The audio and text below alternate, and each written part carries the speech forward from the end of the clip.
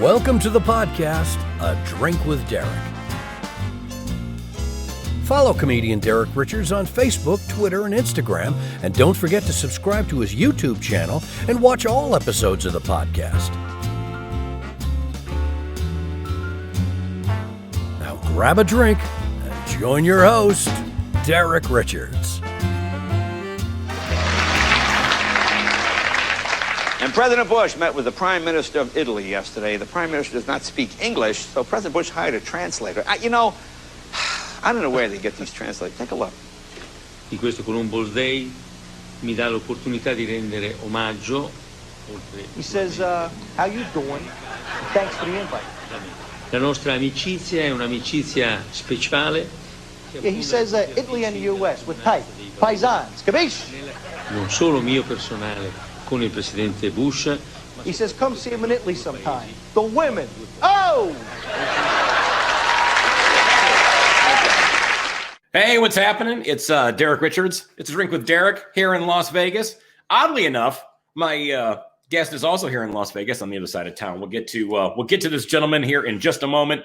By the way, all episodes of A Drink with Derek can be seen on YouTube. You can also hear the podcast versions on Spotify, SoundCloud, iTunes, and also Google. Here in Las Vegas with my comedian, actor, who has appeared in the TV shows Ed, not ED. That's a whole different story. I know, whole different ballgame. Law and Order SVU, Law and Order Criminal Intent. I've seen your appearances on both of those shows because I'm a huge fan of that franchise. Also, The King of Queens, Hope and Faith. Also seen in the movie Paul Blart, Mall Cop 2. He's also a regular here in Las Vegas. You can see him at Brad Garrett's Comedy Club at the MGM, the Laugh Factory at the Tropicana in Las Vegas, Delirious Comedy Club at the Downtown Grand, and Jokesters Comedy Club at Alexis Park Hotel. Greg Vaccariello, Bronx native, here in Las Vegas now. How are you, buddy? Doing good, man. Doing good. It's good to see you. Good to see you too, man.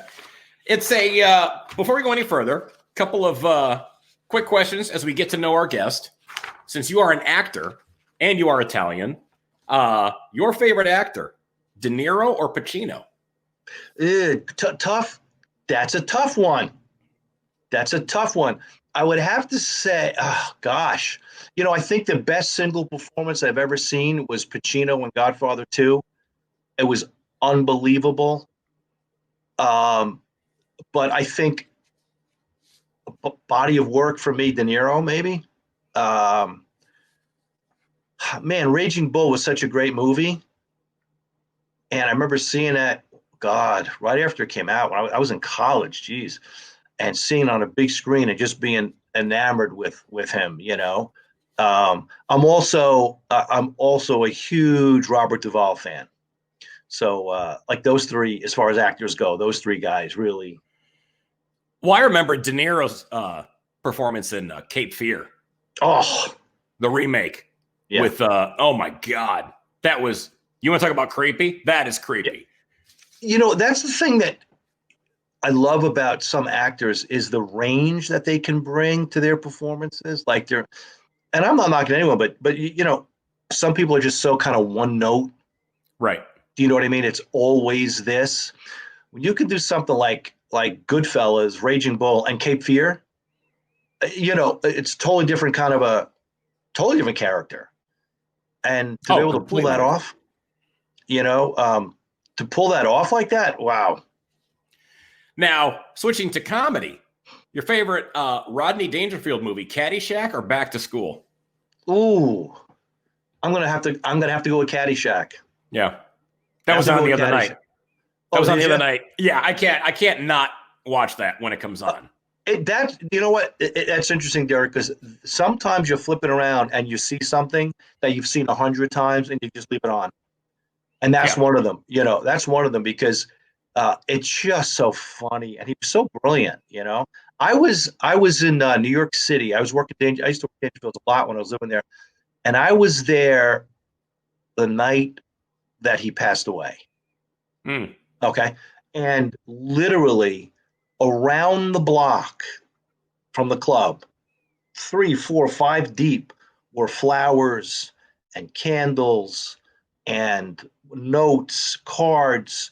Some were sent in. People, It went all the way, Derek. It went all the way around the whole freaking place, and it was very touching to see that he was one of those comedians that everybody loved. Like, even if you say, "Oh, he wasn't my favorite comedian," okay, fine, but everybody loved him. He had this vulnerability to him that is hard. You can't teach that. That's just something he had.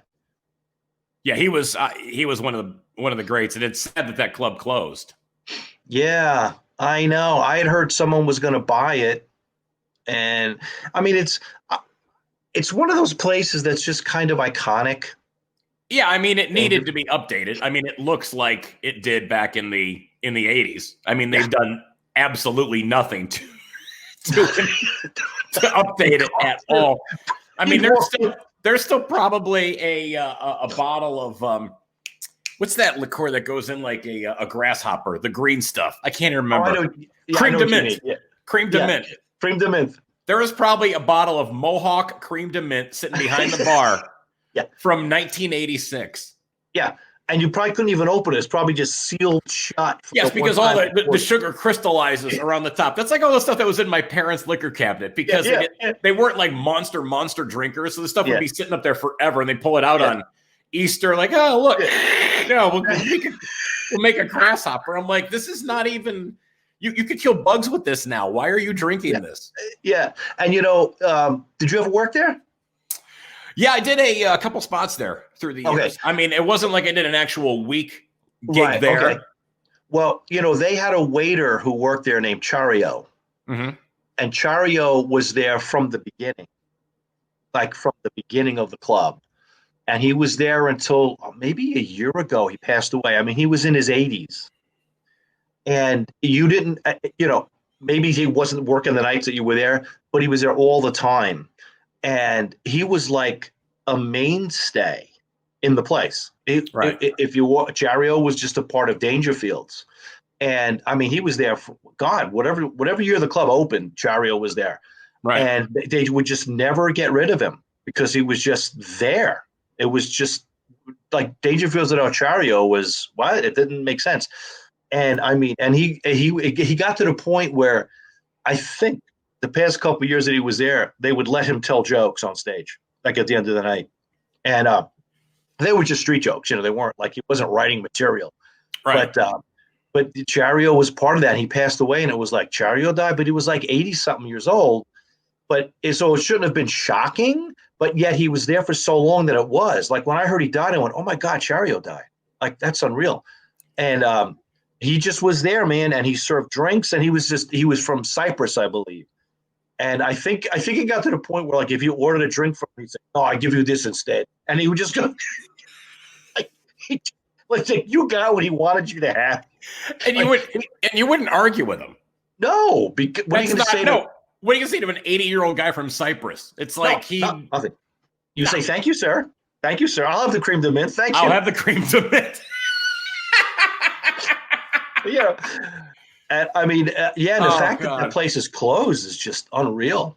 Yeah, it is sad because you go back and you look at the original Dangerfields specials. That's where, Sam Kinison was. Yeah. I mean, among a million people that Rodney had put up over there and shot the specials at the club. So yeah, I mean, I saw your interview with Harry, and that was the clip coming up to that. I mean.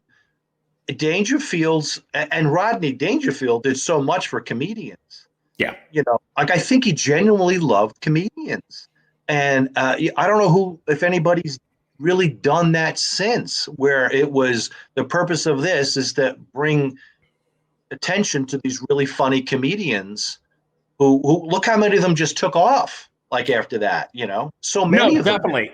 Yeah, anybody who's in Harry, we're talking about Harry Basil, who I had interviewed on the podcast here. Go back and listen to that because he really, anybody who's just tuning into this one here now, go back and watch Harry's because he worked with Rodney for years and years. Mm-hmm. And he has some phenomenal stories about working with Rodney and actually mentions all these great comics that he brought in and, essentially got them their first big break, which is, which is fantastic. Now you've had, and before we go any further, you You and I have had shared beverages before. What is the one drink that you never touch anymore? And if you say cream de mint, we're going to stop this whole Well, interview. all right, I won't say that, but okay, I saw that. Now, it's called a snake bite. And as I recall, it's Yukon Jack and lime juice. Yep. And when I was in college, I went to college in a school in upstate New York, way in the freaking mountains, called Oneonta State College. And if anybody knows upstate New York, it's like, I don't know, 80 miles kind of west of Albany, just in the middle of the mountains. Okay. And we would drink a lot because it would snow like October 1st and it would stop snowing like May 15th. Like it was just cold. Like seriously, my freshman year there, we did not see the ground other than what was shoveled from October to May. Like it warmed up like May 10th, May 15th, just as we're getting ready to leave. It was just cold. It was beautiful, but cold. So you drank a lot. And as I recall, they had only the town of Oneonta had more bars or served more alcohol per capita than any place in the world. And I think one year we beat Moscow cap, and we were like, yay, we're the best. And there was a drink special every single night, except I think Sunday. It was like Manic Monday, 2 for Tuesday, Wacky Wednesday, 3 for Thursday. We used to go to a bar called Bojangles on a Wednesday night, and you could get nickel beers in like whatever the size that is, like a nickel beer. There we go. A nickel, and it was called Beat the Clock. And every 15 minutes, it would go up by a nickel.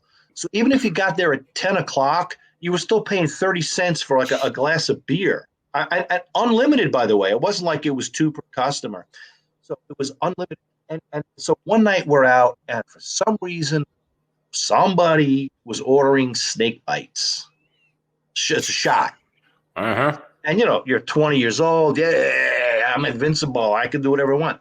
And we had these snake bites, and for some reason, man, we just did shot after shot after shot. I mean, just totally stupid. And all of us just got violently ill, just heaving and puking all night. It was gross.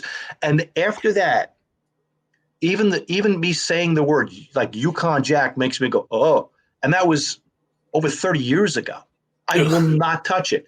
Hey, if you say to me, come over for drinks, and go, all I got is Yukon Jack, and go, you know what? I'm going to make some green tea because I will not touch that. I will not touch it. Impossible. Not going to happen.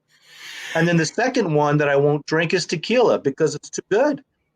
And that one I'll taste it and go, oh, this is good. And I'll want more. And I just can't do it.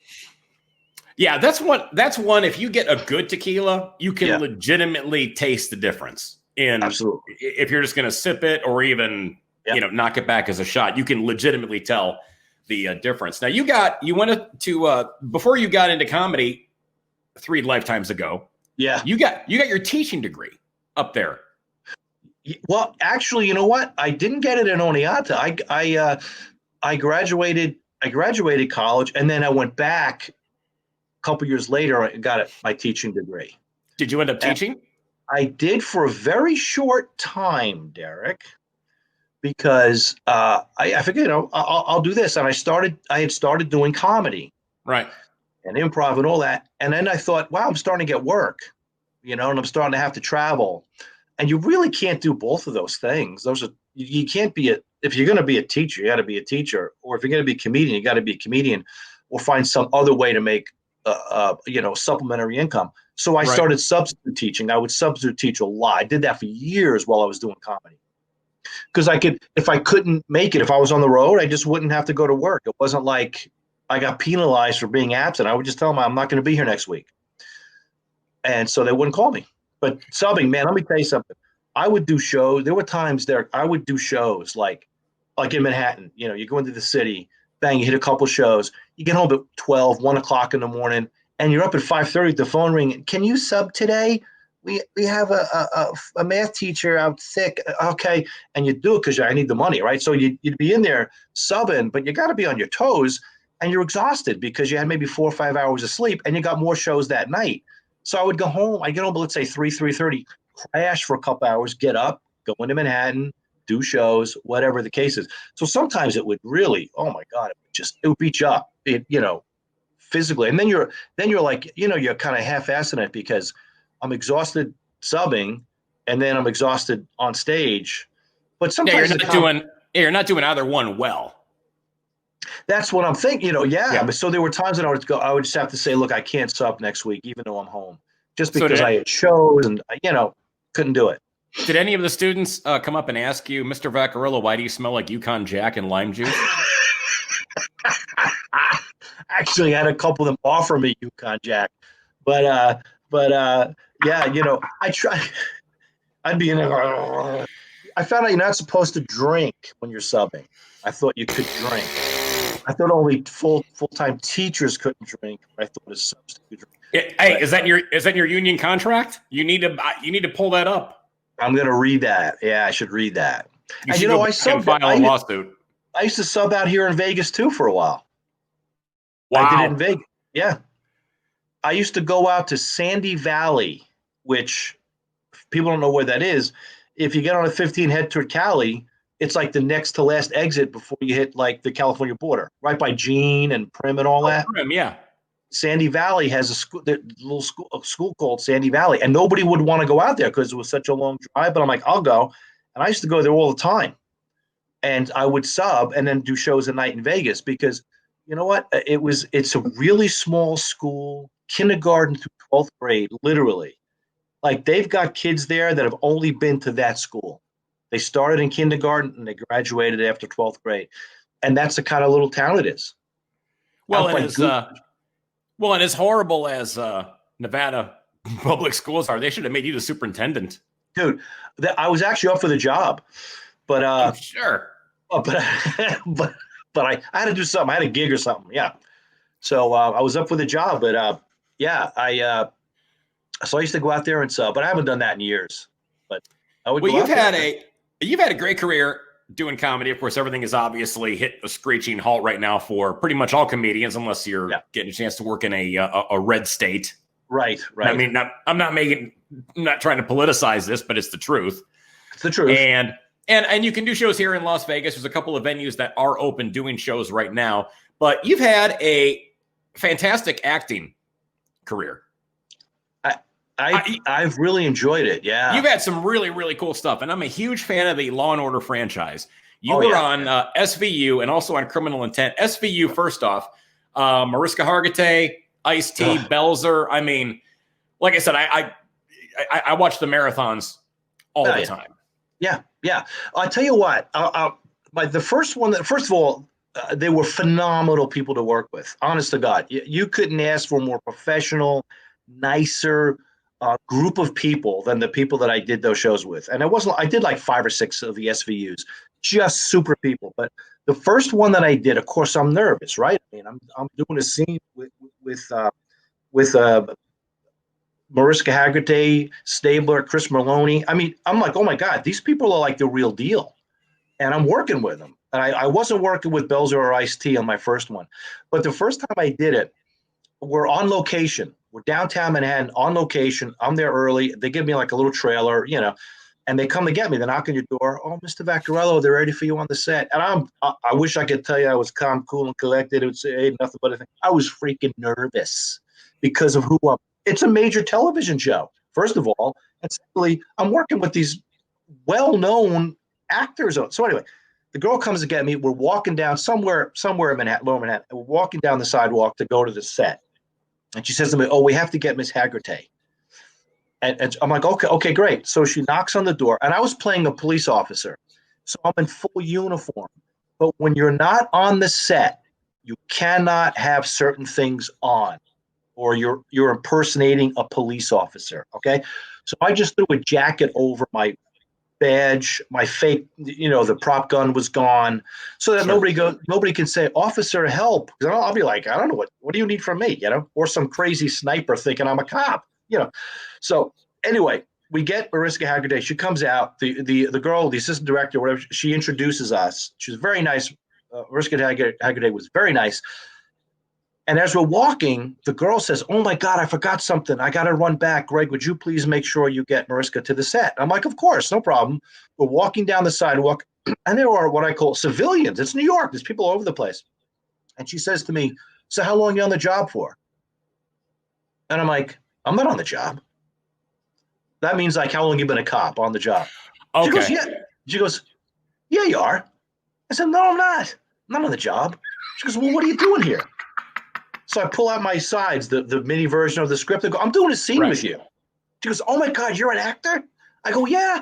She says, "You seem like a cop." And I go, "Well, I know I'm an asshole, but come on." So I said, she goes, "You really had me fooled. You're going to be great in the scene because I really thought you were a cop escorting me to the set."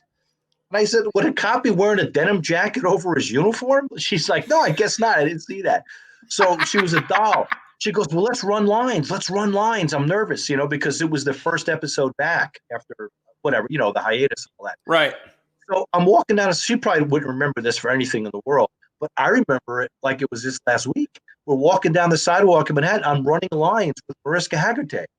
It was just so cool because I went, wow, she's like, they say so down to earth. She really was like, Right. there was no pretense.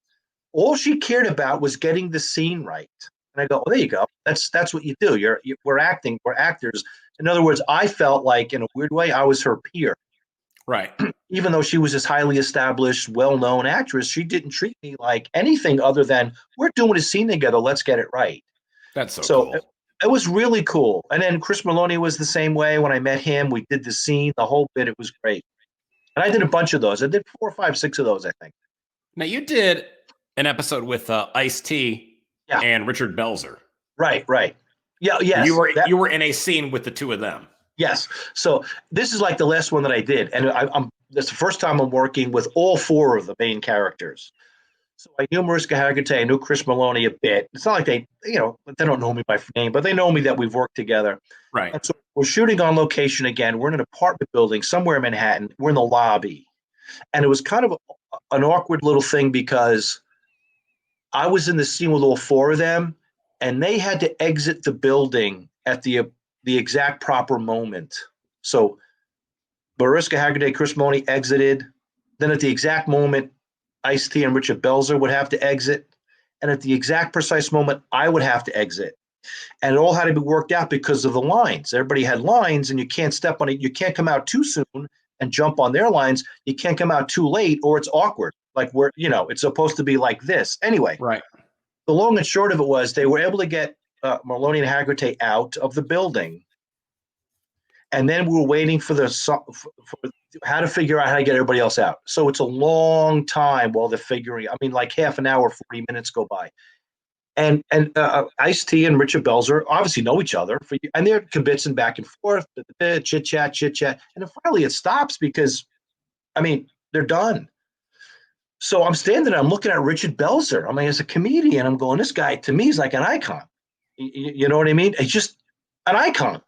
He's one of the best and one of the first. Anyway, so I'm standing there, and we're just kind of literally just looking at each other. So it's kind of awkward. And finally I said, Mr. Belzer, you know what I mean? It's like, we're waiting for the direction.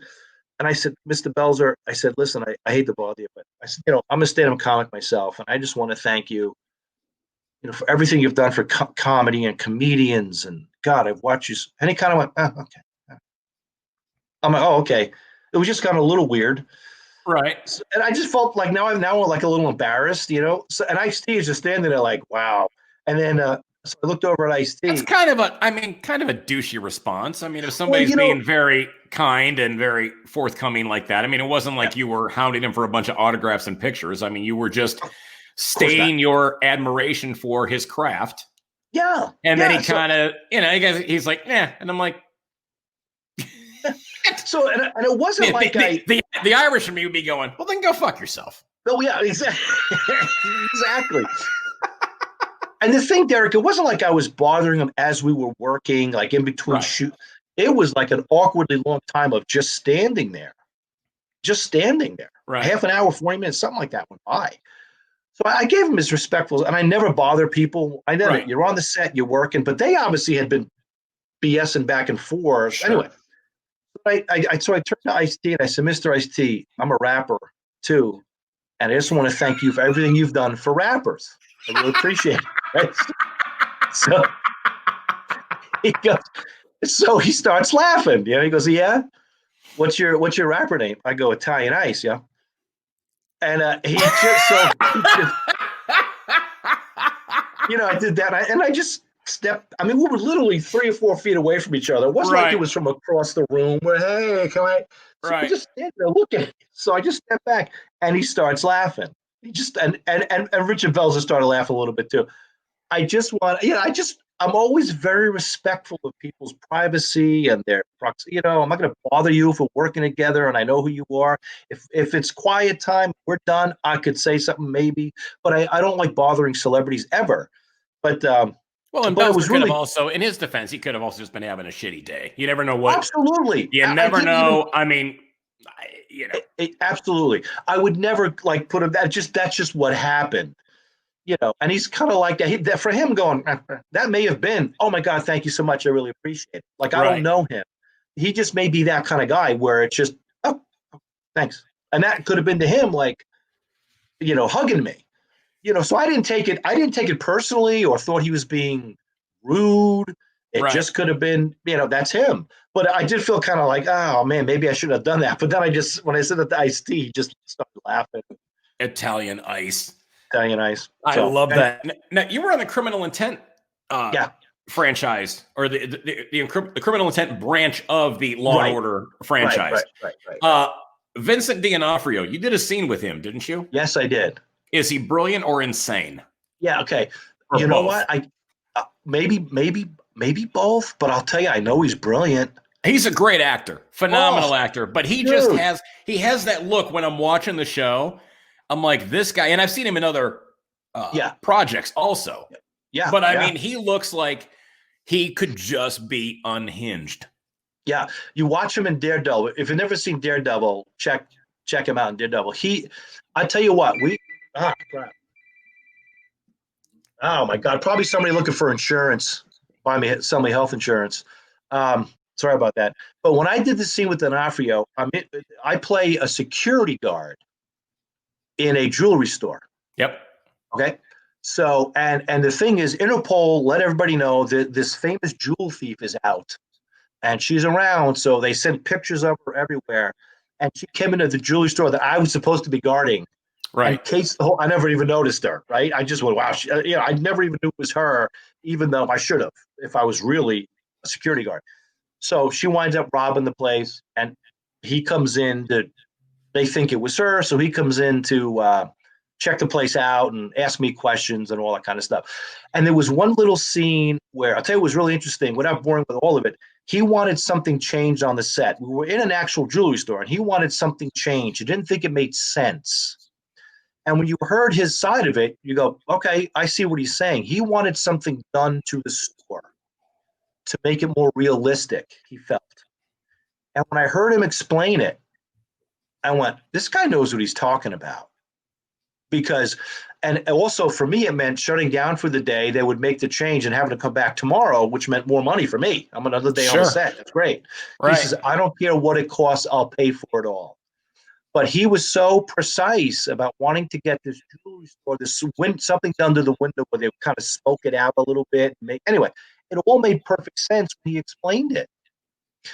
And he went, okay, I get it. I get why he's doing this. Right. He wants it to be right. And I can never fault somebody for wanting it to be right. And not some little stupid minor thing that nobody's going to notice. He thought it was a major thing. Did he say, look, it's a New York jewelry store. We need to have a Jewish guy own it. Where's the Jewish owner? Where's Moishe? How hard is it to find a Jewish jewelry store owner in New York City? In New York City, for God's sakes. They're all over the place. Can we change this? Can we make this happen? Well, I wonder now. I'm thinking about the guy that I was in the scene with, in addition to Vince was I think it was a black guy, but I don't think he owned it. I think he was running it. Right. You're right. They should have done that. They should have had Moisha in there because he would have seen that. He would have seen that jewel thief. He would have known who she was and done something about it. Me, Listen, I just let her. I don't know how anybody can look at a composite sketch and all of a sudden they're like, "Oh, the department has received, hundreds of leads." I'm like, yeah, I could literally look at a composite sketch of you right next to you right now and go, "Yeah, I have no idea who the fuck that is." I have no idea. No idea who it is. Greg, do you have any idea? I'm bad. First of all, I would need to do this. I would do this. Let me see that. I would still be looking like, what's going on? Who is this? I don't know. This is not Derek. I know. I know. I mean, yeah, I couldn't do it. I couldn't do it. Me neither. Now, you've got a relationship with Kevin James. Obviously, he's from your neck of the woods in New York. Right. You guys, how did that relationship start? Because you were in King of Queens, also Paul Blart, Mall Cop 2. Was that something that you tried out for, or did he say, Greg, I've got something that would be good for you? Well, because I know Kevin from what I've heard through the years. I've never met him, but I've heard he's a sweetheart of a guy. He's one of those people that is another one of those people that has just done so much for his comedian friends. Right. I met Kevin years ago on Long Island. I was taking an acting class. I met Gary Valentine in the acting class. Gary is Kevin's brother. And hysterical comedian, just so talented and all that. And so Gary was hanging out doing stand-up at Eastside Comedy Club and Richard Minervini's old club and Governor, all the Long Island clubs. He's like, man, you're funny. You should come by and take an improv class with me and do improv. So I did that. And then Kevin joined the class, and I don't know if you know Rock Rubin and all these guys who did really well. They were all in that improv class with me. And so that's how I met those guys. That's how I met Kevin. And then Kevin just blew up, with the King of Queens and so on. And so when I was Rock Rubin, I don't know if you know Rock is a great guy and a writer. He wrote some of the King of Queens episodes, and he did some work with Kevin on some of the movies and all that. And I was going to go out to LA for a few weeks just to see it. So I had some spots set up. My agent had an office up there. I had some auditions, and I was going to go out. And I get out there, and Rock contacts me and says, "Hey, man, what are you doing this week?" I'm like, "Nothing. I mean, nothing major." He goes, "Hey, you want to be on the show?" Do I want to be on the show? Yeah. He goes, "Great. I'll email you the script and the address. Be there at 10 o'clock tomorrow morning." So the next day, I'm literally on the set of King of Queens. And they were doing the table read. And Kevin didn't know I was coming. I mean, so I walked in, he looked up, I'm going to tell you, this is how you know the power of celebrity.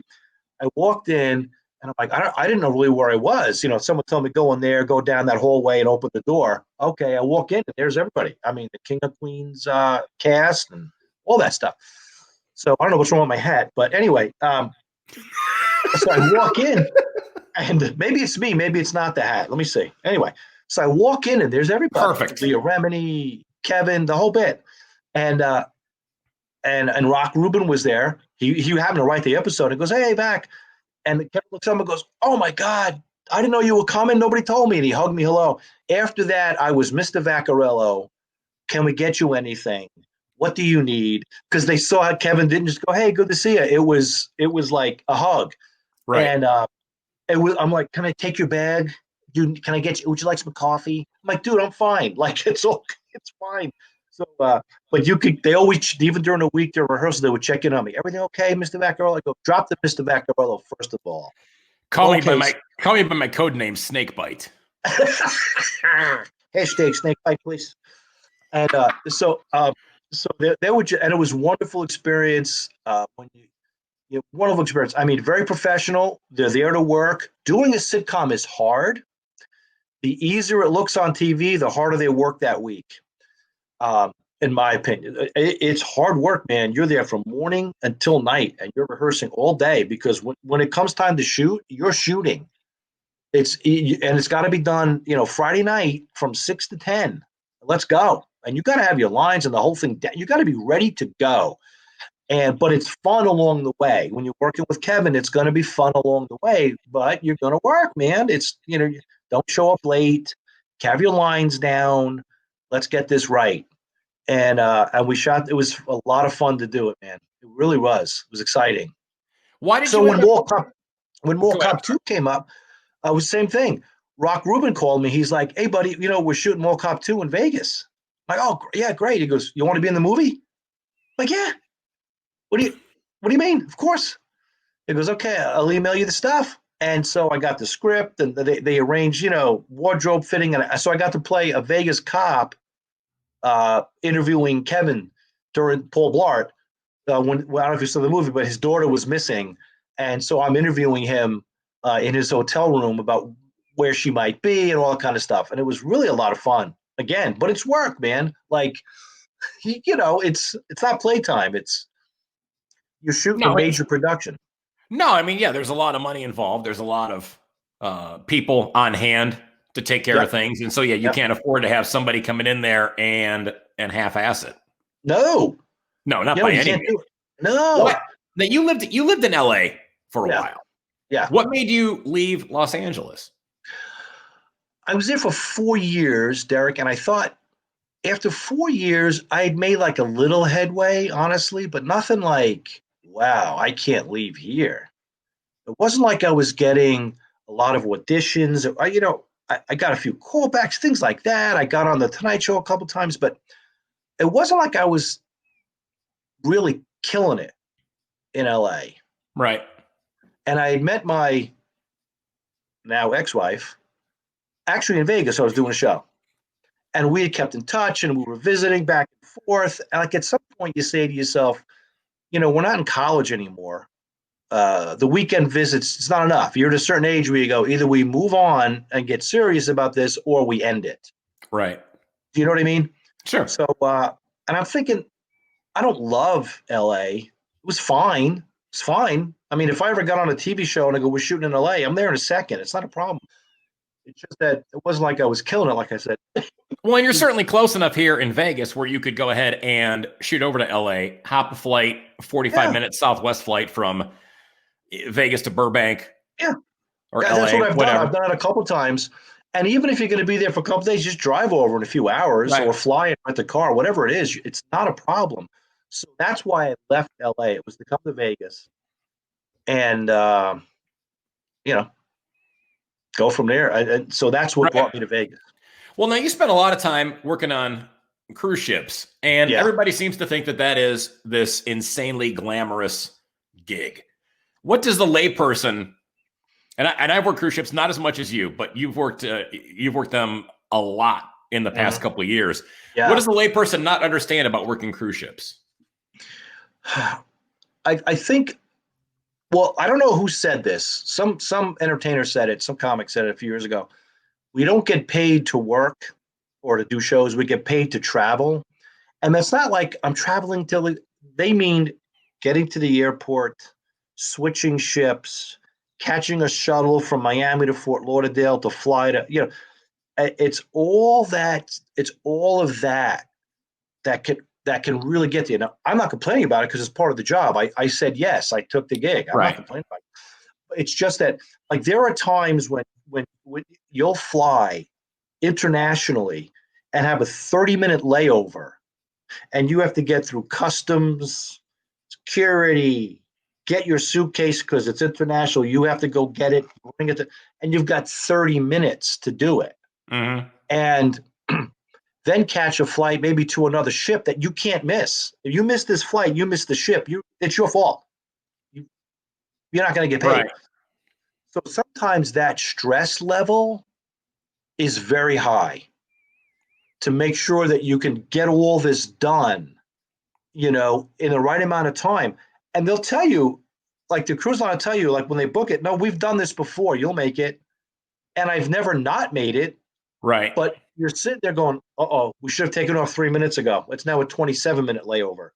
Yeah, that level of anxiety is very, very nerve-wracking. And people don't realize, too, the cruise lines will put you on a ridiculously stupid flight that makes no sense because their computer algorithm in their travel office, if they can save $1 on a flight instead of, you flying from Las Vegas to Miami nonstop, if they can save $1 and that flight stops in Dallas and then St. Louis and then goes to Miami, they'll save $1. They don't give a shit about you.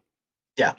There was some entertainer I saw a year or so ago. He was getting off a ship in the UK. And I think he was flying from, and he lived, if I'm not mistaken, he lived in Atlanta, somewhere on the East Coast. And they were flying him from Heathrow to Istanbul, which if you look at a globe, way the other way. Istanbul to somewhere, I don't know where, Rome or Paris or something. And then over to Atlanta, as opposed to just Heathrow to Atlanta or Heathrow to Charlotte or something like that. And it, like, right.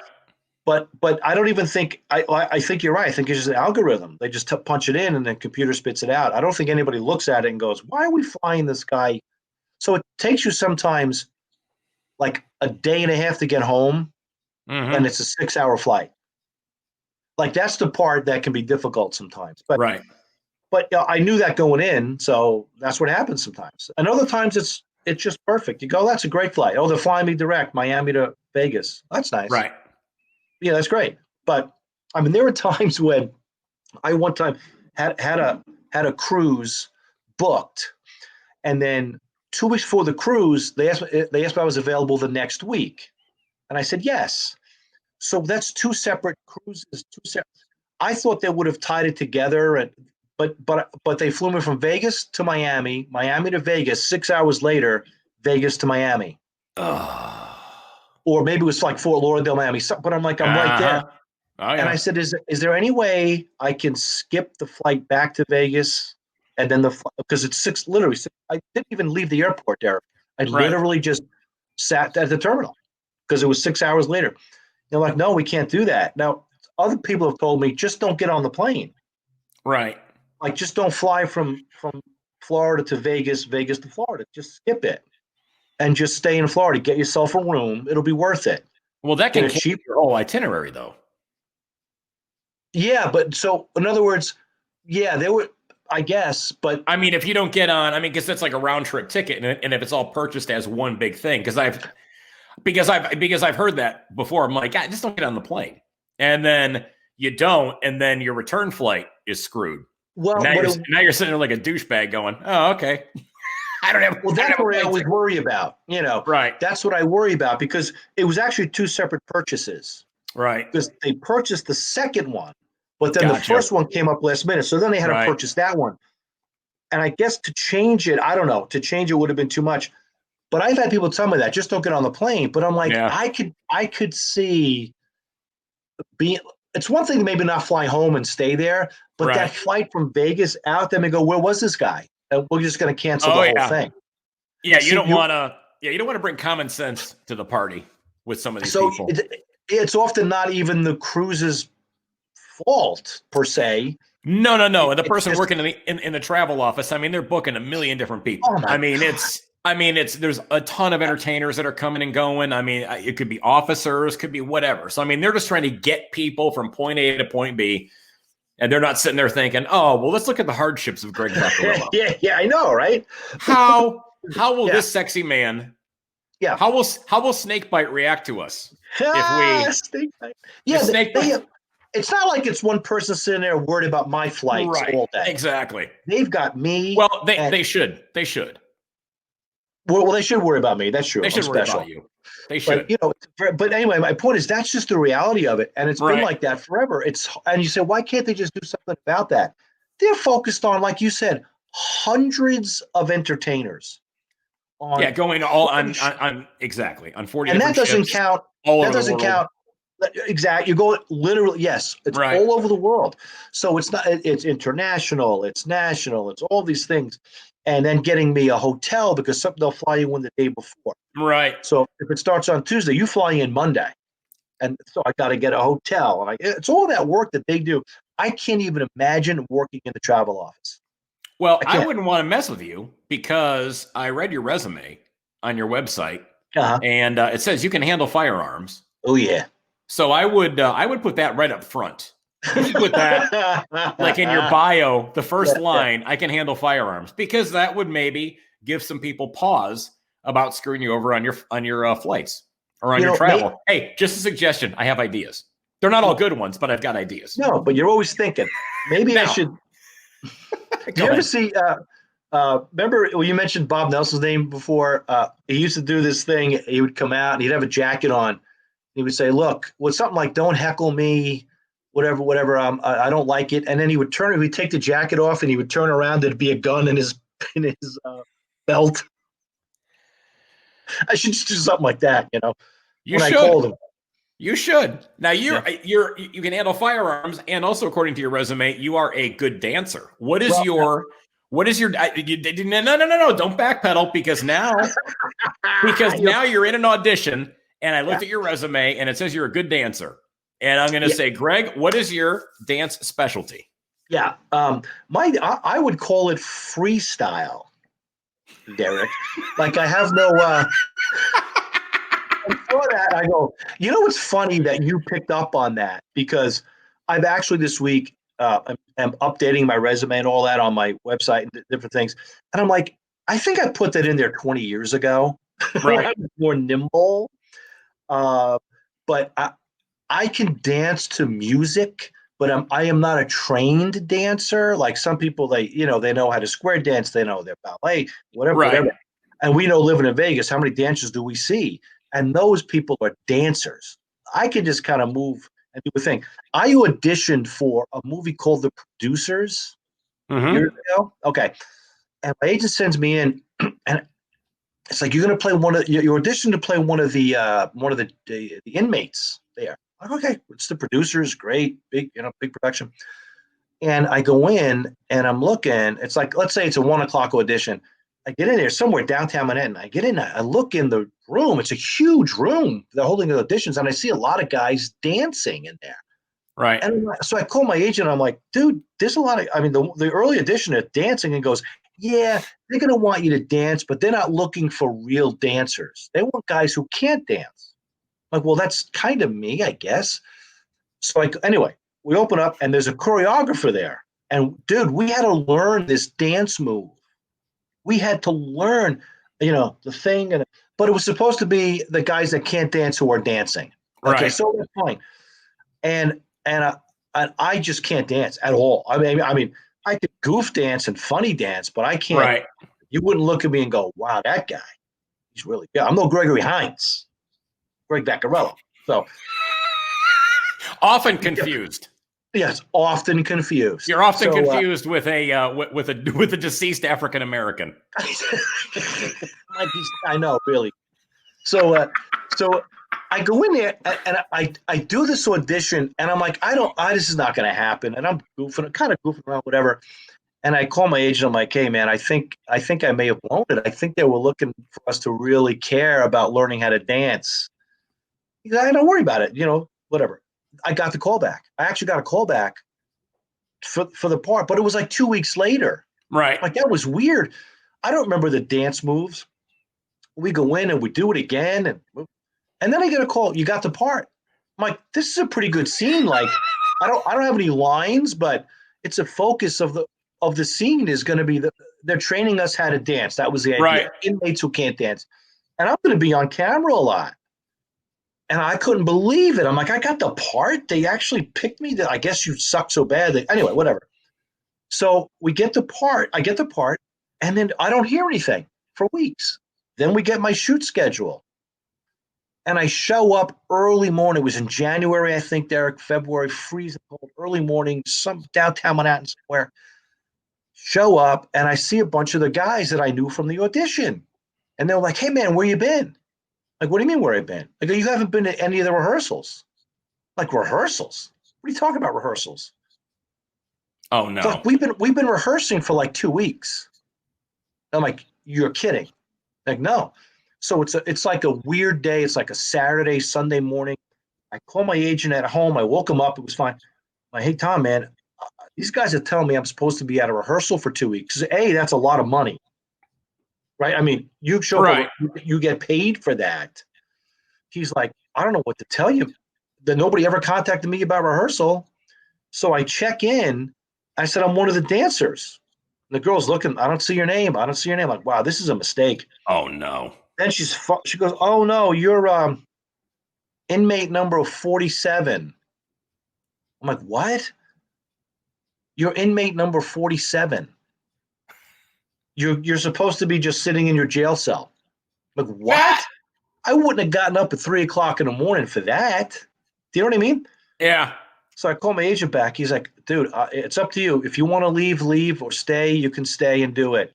There was just some huge mix-up, and I was supposed to be in this big scene because there were 2 other guys in the same boat I was in who were like, I got called to be a dancer, and I never. And I'm security guard.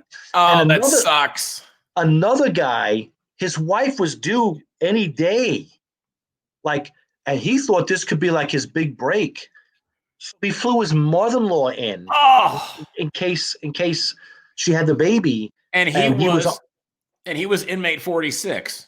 Yeah, we couldn't believe it. It was some weird screw up. But the point is, my bad dancing did get me the part. I just never got to shoot it. Well, anyone that thinks that Hollywood or any part of the movie business runs like a well-oiled machine is sadly mistaken. It really is, dude. Yeah. What is give me your favorite street joke as we wrap up here. So, by the way, gregvac.com is your website. Follow you on social media. Thank you. Again, GREGVAC.com. He's out here in Las Vegas, coming up at the Laugh Factory, and then also over at I believe Jokesters Comedy Club over at Alexis Park Hotel. Brand new place that just opened up here in Las Vegas. But your favorite street joke? Okay, we don't have to be politically correct, do we? No. Okay, I didn't think so. I was just asking for fun. All right, I love this joke. So there's a 3rd grade teacher just standing in front of her class, and there's a new student from Japan, and she says, "Class, we have a new student. She's from Japan. Make her feel welcome. Whatever she needs, just help her out." So the class goes, "Hey, how you doing?" Whatever. So the teacher says, "Okay, class, tomorrow's your history exam. We're going to review now. I'm going to tell you a quote from a famous American. You'll tell me who said it and in what year they said it." So she says, "Okay, class, first quote. Who said, 'Give me liberty or give me death'?" Well, the whole class sat there silent. They didn't know. Not a clue. Finally, the little Japanese girl, she raised her hand. She goes, "Yes." She goes, "That was Patrick Henry, 1776. She goes, "Oh, my God, you're right." She goes, "How did this little kid know that? She just got to the country. She may have looked at her book and got lucky." So, all right, class, you better get the next one right. She said, "Who said, 'Ask not what your country can do for you, but what you can do for your country'?" Well, the class had no idea. She might as well have been speaking a foreign language. Clueless. They were just sitting there. Finally, a little Japanese girl raises her hand. She said, "Yes." She goes, "That was do you know who it was, Derek?" That was Kennedy. Kennedy, I think I'm going to get it. You know what? I think it was 1960. 61. Anyway, she goes, "Yes." Little Japanese girl got it right again. She goes, "Well, class, how does that make you feel?" Little Japanese girl knows more about American history than you do. You should be ashamed of yourselves. She goes, "What does that tell you about the Japanese people and the Japanese educational system?" Well, little tough kid Vinny, the back of the classroom, goes, "Fuck the Japs." Teacher goes, "Who said that?" Vinny goes, "Harry Truman, 1945. Am I in trouble for that joke? Canceled. Cancel culture. You're done now. You're done. I used to be able to tell that joke on stage as just a goof. I love that joke. Oh my gosh. I mean, that's an old joke. Am I going to get canceled? Should I tell a politically correct one now? No. This is the favorite one that I saw. A friend of mine sent me this thing, and I had shared it on social media. Was the why don't Chinese kids believe in Santa? Why? Because they make the toys.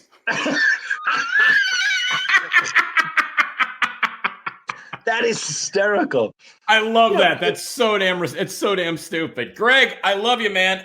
So good to have you on here. Thank you so much for your time. I appreciate it. Pleasure. And always good to see you. GregVac.com. Follow him online. Follow him on social media, and see him when you get a chance at the movies.